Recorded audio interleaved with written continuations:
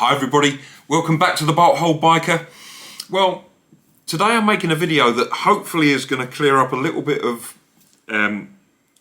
confusion about a video that I made some months ago about how to measure the chain tension correctly on a KTM Duke 790. I made the video because I thought that the information that you get in the manual on how to adjust the chain was just really confusing. So I'd been to see a KTM engineer to ask him how he measured it, and he told me just a simple way that he did it, and that's what I made the video on. Since then it's become a bit of a controversial video. I never thought it was going to be controversial, but anyway, the information that I got from the KTM engineer was, as you'll see if you watch the video, that at the back of the swing arm there's a little flat section that he pushes the chain up there and measures approximately 15 mil from the little flat plate to the top of the chain, and that gives him the correct measurement. And that's what I put in the video, and that's the way that I've been adjusting my chain.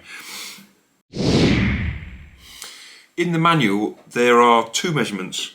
One of them says 2.5 centimeters. The other one says 2 to 5 millimeters, as you can see there. 2.5 centimeters, 2 to 5 millimeters. So it's just confusing as to what you measure and where you measure from. So anyway, to cut a long story short, anybody that had commented on the previous video, I had said to that I would clarify the information with KTM or a KTM engineer, and once I'd got the correct information, if necessary, I would update my video or do a new video. And this that I'm recording now is that video. I spoke to an engineer at KTM again this week,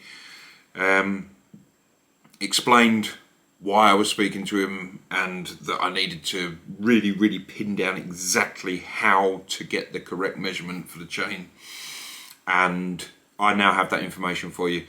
I think there's been some confusion between the 15 millimeters that I'd mentioned in my previous video and the 2 to 5 millimeters that it says in the manual. And it turns out that they're measured from completely different places. So I'm going to go over to the bike. My chain's already tensioned correctly, so I'm not going to do a video about tensioning the chain. This video is about illustrating how to measure that you've got the correct tension on the chain. And I'm also going to take the opportunity to show you, you may already know about these, but if not, then it's a useful thing to know. Two little gadgets that I use when I'm adjusting my chain to get the chain tension correct, repeatedly correct, and to align the wheel so that you know that once you've tensioned your chain, you've got your wheel back to the correct alignment. And that is the chain monkey, which is this little gadget, and the laser monkey, which is this little gadget. They're really useful, simple little things, relatively inexpensive, that I bought some time ago, and I use them when I'm doing my chain, and they're worth knowing about. So let's go to the bike. So looking at the underside of the swing arm, you have what KTM refer to as the chain sliding piece. That's this part that is just behind your foot peg. That's what they call the chain sliding piece. It's got a ridge on it. So if you push your chain up, your chain touches that part. Then moving further back down the swing arm, there is this flat section. This is the section that I referred to in my previous video that you measure the 15 millimeters from. If you push that up, then you end up with a gap here, whereas if you push anywhere around here, it goes right the way up towards this chain sliding piece. Now in the manual, KTM say that 25mm behind the chain sliding piece, so chain sliding piece stops here,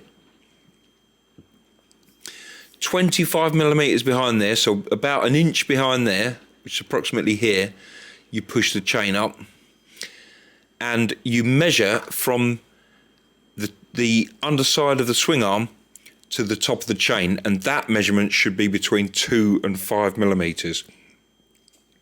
Now the swing arm is shaped, it's got a lip here that hangs down, so it's not, you don't measure from here, you measure from here right up in the flat bit of the swing arm.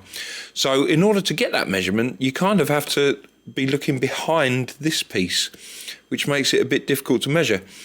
But that's where you're looking for between 2 and 5mm. Now, when you get to between 2 and 5mm there, which I have now, I've got about 3mm there. That is the equivalent of pushing here and getting a clear measurement between this flat piece and the top of the chain. Now, obviously, you get slightly different tension on the chain as you move it around, but roughly the measurements I've taken are that when this is between 2 and 5mm, you have roughly between about 10 and 13mm here. So yes, potentially 15mm might be about 2mm too tight, but we're talking about a negligible amount of distance. It's just an easier way of measuring. But the measurement in the manual is 25mm behind the chain sliding piece. You push up, and your measurement is between 2 and 5mm between the bottom of the swing arm and the top of the chain. So I think that might be where there's been a bit of confusion. The 2 to 5mm isn't here. It's not meant to be 2 to 5mm there. That would make the chain too loose. It's 2 to 5mm here, which is roughly, let's say, between 10 and 15mm here. So both measurements, to all intents and purposes, are correct.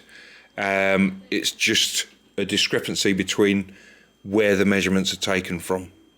And this is where the chain monkey becomes really useful, because once you've got this measurement correct, this little gadget enables you to record that measurement so that you can repeat it without having to take this measurement every time in the future, although you obviously should check it periodically. To use this, you just hook it over your chain and then tighten it in between where one of the links is until it goes tight. You then record the measurement to the underside of this nut. So mine is just under number 2, but this rubber butts up against the plastic body of the chain monkey, so that when you undo it, that remains where it was.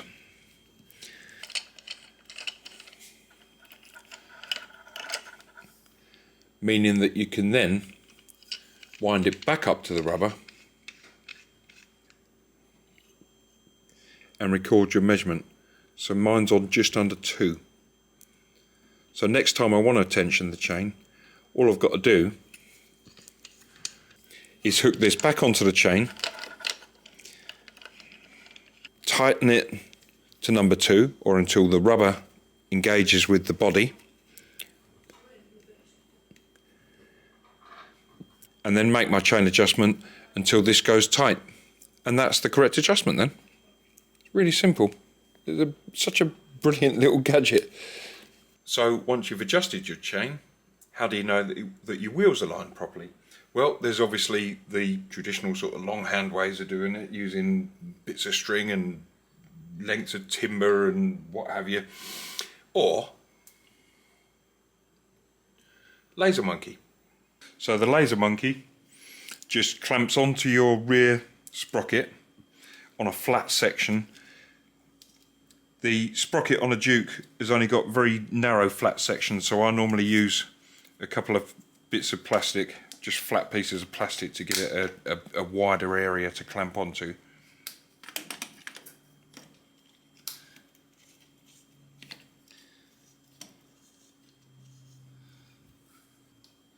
That's probably the fiddliest bit, to be honest with you.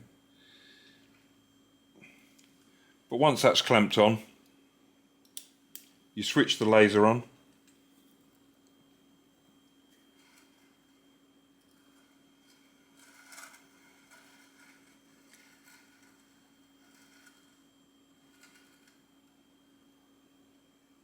And it fires a laser beam, just a dot of light, onto your chain.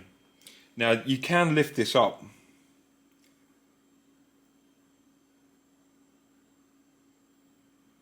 to run it along the chain, but in my opinion that allows a little bit of human error, whereas that is running true. Anyway, I hope that clears up any confusion between my previous video and this video. It certainly wasn't my intention to be misleading or controversial in any way. I was just making a simple video to share some knowledge that I'd been told that made a little procedure on a bike easier. But I do want to make sure that any information that I put out on this channel is accurate and can be relied upon. If you're interested in the chain monkey or the laser monkey, I'll put links to these in the comment section of this video. Thank you very much for watching. See you in the next video. Bye.